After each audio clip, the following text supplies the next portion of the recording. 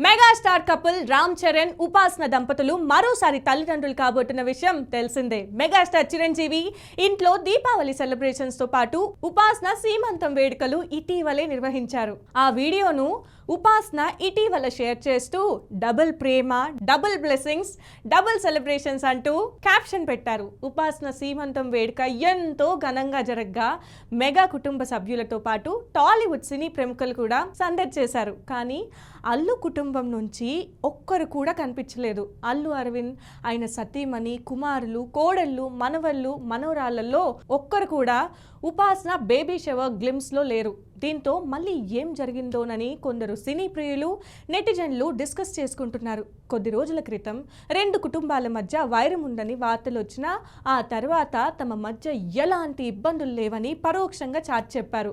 కానీ ఇప్పుడు ఉపాసన బేబీ షవర్ వీడియోలో ఒక్క అల్లు ఫ్యామిలీ మెంబర్ లేకపోవడంతో హాట్ టాపిక్ గా మారింది.